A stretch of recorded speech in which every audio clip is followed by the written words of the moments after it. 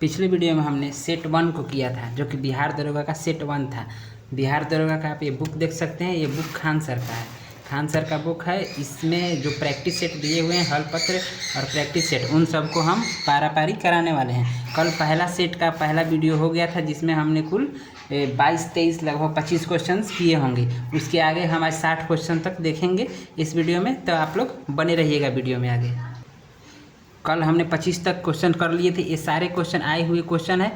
इसमें अब 26 क्वेश्चन से देखिए, इसमें क्वेश्चन दिया हुआ है आपको 26 में कि परमाणु रिएक्टर में ग्रेफाइट का प्रयोग किस रूप में किया जाता है। 26वां क्वेश्चन है कि परमाणु रिएक्टर में ग्रेफाइट का प्रयोग किस रूप में किया जाता है, तो इसका उपयोग मंदक के रूप में किया जाता है।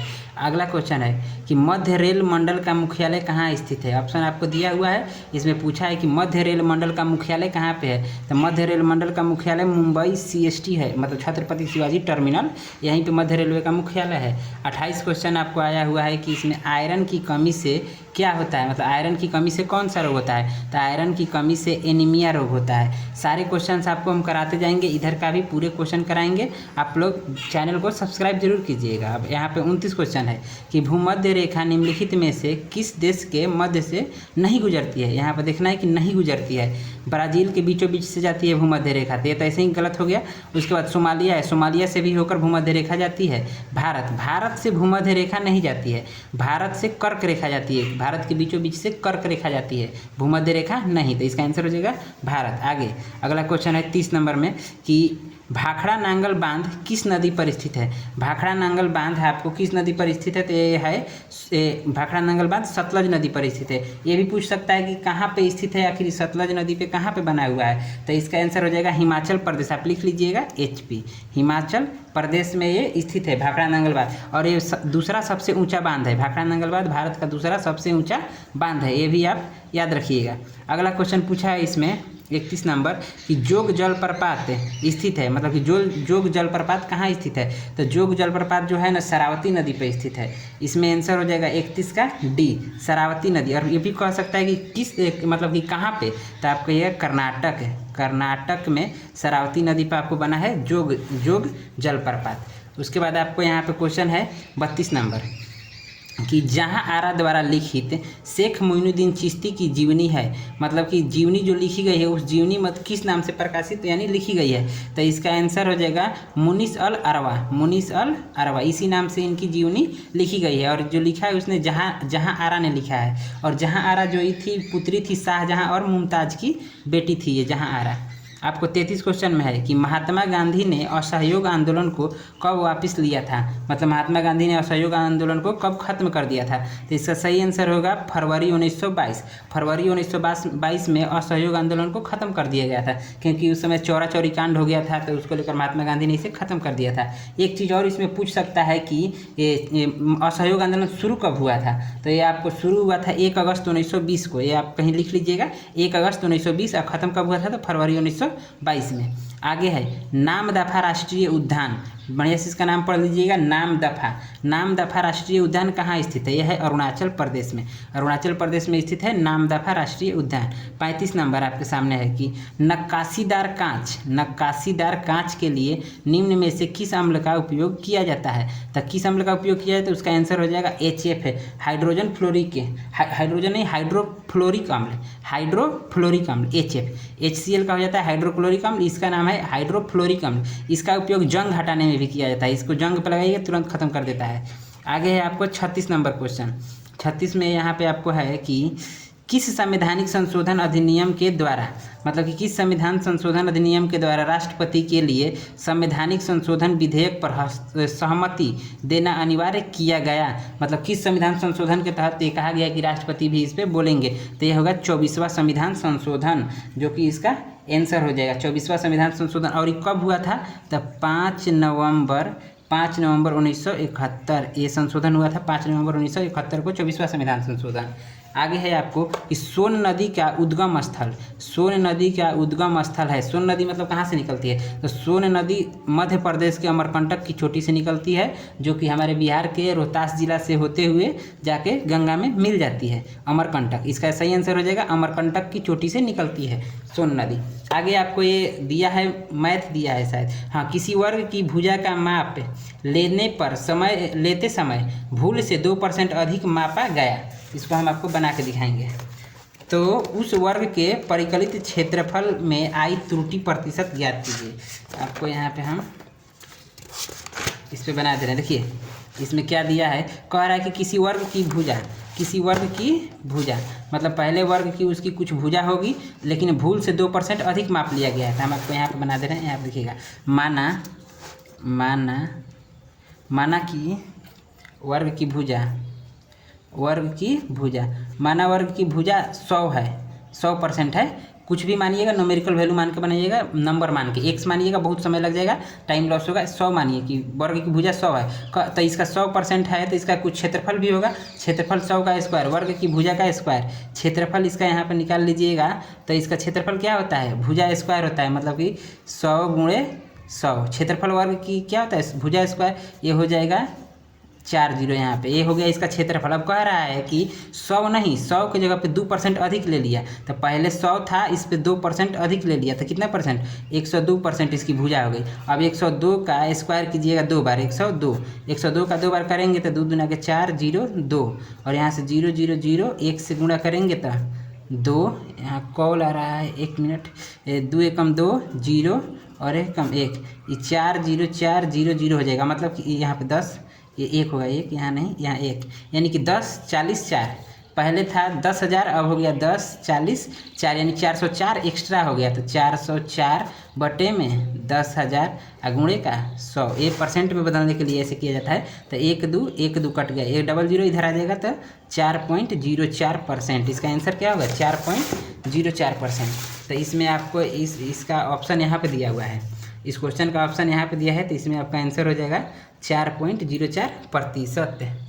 इसमें ये आंसर हो गया 4.04%। और आगे आपका क्वेश्चन है कि पूगा घाटी, क्वेश्चन है कि पूगा घाटी कहाँ स्थित है। तो पूगा घाटी का आपको हो जाएगा लद्दाख, 39 का आंसर हो जाएगा ए। पूगा घाटी आपको कहाँ स्थित है, तो लद्दाख में स्थित है। आगे क्वेश्चन है कि कौन सा जनपद 6ठी एवं 4थी शताब्दी ईसा पूर्व के मध्य सबसे शक्तिशाली महाजनपद बना।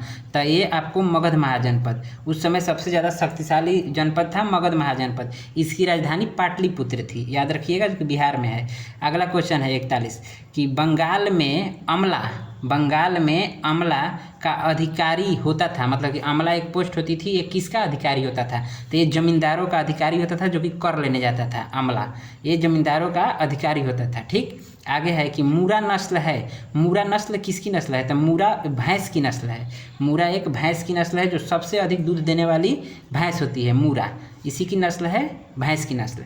आगे है आपको कि 1946 में भारत आए, मतलब कि 1946 में भारत आए, कैबिनेट मिशन में कितने सदस्य थे, तो इसमें कुल 3 सदस्य थे। और कभी कभी इन तीनों का नाम भी पूछ देता है, तो आप याद रखिएगा, अस्टोपट क्रिप्स, AB अलेक्जेंडर और लॉर्ड पाथिंग लॉरेंस, ये तीनों इसमें आए थे अधिकारी बनकर। आगे आपको दिया है 44वां में, यहाँ पे देखिएगा कि 44 में है कि निम्नलिखित में से कौन सा अकबर के काल का भूमि का वर्गीकरण नहीं है। मतलब कि अकबर ने अपने शासनकाल में भूमि को कई क्षेत्रों में बांटा था, तो उसमें कह रहा है कि कौन से मतलब रूप में नहीं बांटा था अकबर ने, तो इसका आंसर हो जाएगा जरीबा में नहीं बांटा था भूमि को। आगे है 45 कि जैन धर्म का 23वां तीर्थकर कौन था, मतलब कि जैन धर्म के 23वें तीर्थकर कौन थे, तो पारस्वनाथ इसके 23वें तीर्थकर थे। आगे है क्वेश्चन कि सीमा सड़क संगठन की स्थापना की गई थी, मतलब कि कब की गई थी। सीमा सड़क संगठन की स्थापना 1960 में की गई थी, जिसको BRO कहते हैं, बॉर्डर रोड ऑर्गेनाइजेशन, 1960 में की गई थी। एक चीज़ और पूछ सकता है कि ये किस मंत्रालय के अंतर्गत आता है, तो ये रक्षा मंत्रालय के अंतर्गत आता है। ये 1960 में इसको स्थापना की गई थी और ये रक्षा मंत्रालय के अंतर्गत आता है। आगे है 47 नंबर में की है कि अंकलेश्वर स्थित है। अंकलेश्वर एक शहर है, नगर कह सकते हैं, अंकलेश्वर नगर स्थित है, तो ये गुजरात में है। अंकलेश्वर नगर गुजरात में स्थित है। आगे 48 अवध राज्य का अंतिम शासक था। अवध राज्य का अंतिम शासक कौन था? तो अवध राज्य के अंतिम शासक थे वाजिद अली शाह। वाजिद अली शाह। और ये 10वें नवाब थे, अवध के 10वें नवाब थे वाजिद अली शाह। इनकी बेगम का नाम था, बेगम का नाम था इनका आलम आरा। आलम आरा नाम था इनकी बेगम का नाम। आगे है 49 में, आपको 49, ये थोड़ा फिजिक्स का क्वेश्चन है। 49 में है कि भी वेग से गतिमान वस्तु, भी वेग से गतिमान वस्तु की गतिज ऊर्जा लैम्डा है। लैम्डा ये मतलब कह रहा है कि कुछ है, ऊर्जा उसकी कुछ है। यदि वेग को प्रारंभिक वेग के 1/3 गुना घटा दिया जाए तो गतिज ऊर्जा हो जाएगी। तो मतलब गतिज ऊर्जा का अब मान क्या होगा जब 1/3 गुना घटा दिया जाएगा। तो इसको हम आपको यहाँ पे बना दे रहे हैं। गतिज ऊर्जा, यहाँ देखिएगा, गतिज ऊर्जा बराबर होता है 1/2 mv²। यहाँ भी पहले था, वेग भी था, लेकिन अब कितना हो जा रहा है 1/3 भी, मतलब कि 1/3 भी क्या 1/3 हो जा रहा है। तो अब गतिज ऊर्जा हमारा क्या होगा, गतिज ऊर्जा का मान हो जाएगा 1/2, m का m रह जाएगा क्योंकि m का मान नहीं दिया है। लेकिन अब v के जगह पे क्या लिखेंगे 1/3 अभी और इसका स्क्वायर। तो इसको हल कीजिएगा तो ये हो जाएगा 1/2 mv²। भी 1 का स्क्वायर 1 ही होता है, v का स्क्वायर v²। अब बटे में 3 का स्क्वायर करेंगे तो 9। अब एक चीज़ ध्यान दीजिएगा कि ये जो ऊपर का इतना दिख रहा है ये शुरू वाला फार्मूला ही है 1/2 mv²। यहाँ पे भी क्या आ गया 1/2 mv²। तो गतिज ऊर्जा को संकेत में k लिखा जाता है, काइनेटिक एनर्जी। तो इस इतना की जगह यहाँ पे हम क्या लिख देंगे k, और बट्टा में क्या हो जाएगा 9। तो इसका आंसर हो जाएगा k/9।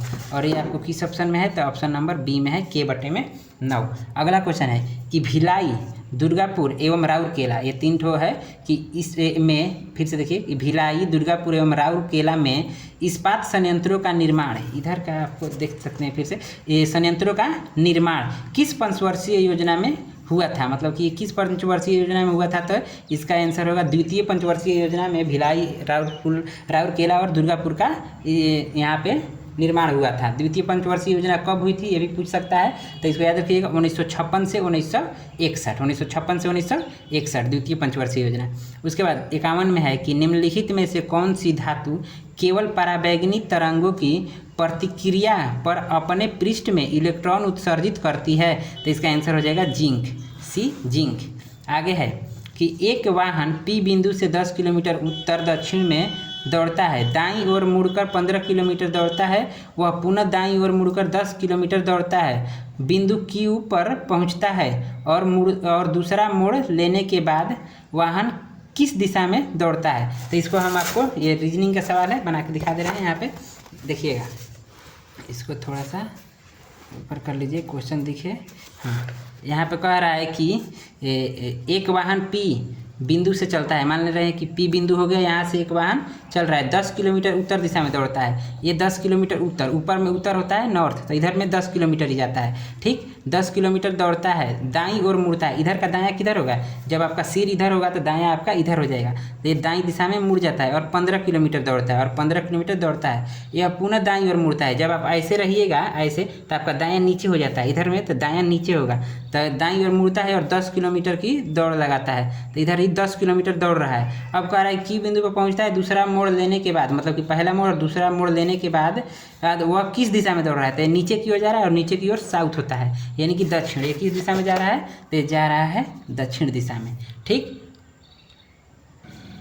आगे आपको 53 नंबर में दिया है कि 3 बिंदुओं के, यहाँ पर हाँ, 3 बिंदुओं के मुख्य में विपरीत मुख पर कितने बिंदु होंगे जब उस चित्र को घनाभ में लपेटा जाता है। ये मतलब कह रहा है कि एक पासा है जिसको खोल दिया गया है, इस पासे को समेटेंगे तो कह रहा है कि 3 यहाँ पे बोला है 3 के विपरीत में क्या होगा। तो ये सब एकदम बच्चों वाला सवाल दे दिया है। यहाँ पे देखिए 3 है, विपरीत ऐसे माना जाता है, एक पासा छोड़कर, तो इसके विपरीत ये हो गया, इसके विपरीत ये हो गया, और 2 के विपरीत 1 हो गया। तो जो भी इसमें पूछता आप बता सकते थे इजीली, बिना कुछ दिमाग लगाए। तो 3 के विपरीत क्या है 6, तो इसका आंसर हो जाएगा 6। आगे है इसमें 54 नंबर में कि सर्वसमिका को ध्यान में रखते हुए सही विकल्प को चुनिए। इसमें पहले दिया है कि कौन मतलब सही है, तो यहीं पे हम टिक लगा दे रहे हैं, उसके बाद ऑप्शन में देख लेंगे हम लोग। इसमें कहा है कि sin square theta plus cos square theta = 1, तो ये तो होता है, ठीक है। दूसरा tan square theta minus sec square theta = 1, तो ये गलत है, ये ऐसे नहीं होता है। sec square theta minus tan square theta रहेगा तब उसका मान 1 होता है। इसको थोड़ा जूम कर दे रहे हैं, ठीक। आगे है आपको यहाँ पे कि cosec square theta plus cot square theta equal to 1, तो ये भी गलत है। Cosec square theta minus cot square theta रहेगा तब 1 होगा, तो इसमें अभी कोई भी ऑप्शन सही नहीं है। थोड़ा सा यहाँ पे मिस प्रिंट हो गया है, अगर यहाँ पे माइनस रहता तो ये और ये सही हो जाता है, यानी 1 और 3 यानी कि बी ऑप्शन सही हो जाता है। कब? जब यहाँ पे माइनस होता है, cosec square theta minus cot square theta is equal to 1 होता है, यहाँ पे माइनस होना चाहिए था, तो थोड़ा मिस प्रिंट हो जाता है। अब आगे 55 नंबर क्वेश्चन को देख लीजिए। नामेरी टाइगर रिजर्व भारत के किस राज्य में स्थित है? नामेरी टाइगर रिजर्व भारत के किस राज्य में स्थित है? तो ये असम में है, ये असम में है। और ये टाइगर से मत सोचिएगा कि टाइगर के लिए प्रचलित है, या बतख के लिए, सफ़ेद पंख वाले बतख के लिए ये प्रचलित है असम में, नामेरी टाइगर रिजर्व। ठीक। आगे देखिए, आगे यहाँ पे ये यहाँ से दिख जाएगा कि निम्नलिखित शब्दों को एक तार्किक क्रम में व्यवस्थित कीजिए। मतलब ये शब्द दिया है अस्पताल, उपचार, भर्ती, रोग, निदान, इसको एक शब्द बनाना है अच्छा सा। तो इसको कैसे करेंगे? यहाँ आप देखिए, पहले आपको कुछ भी, पहले तो रोग होगा, पहले होगा रोग, तो यानी कि पहला में 4, यानी कि यहाँ भी 4 यहाँ भी 4, तो अब आपको 2 ही ऑप्शन देखना है, या तो ये होगा नहीं तो ये होगा। पहले तो आपको रोग हो गया तो आप तुरंत जाइएगा अस्पताल में, अस्पताल में जाइएगा तो यानी कि 4 और 1, तो यहाँ भी 4 और 1 है। ठीक। अस्पताल में जाइएगा तो वो आपको भर्ती लेगा, यानी कि 3, 4 1 3 यहाँ भी है, 4 1 3 यहाँ भी है, मतलब ठीक ठाक दे दिया है क्वेश्चन।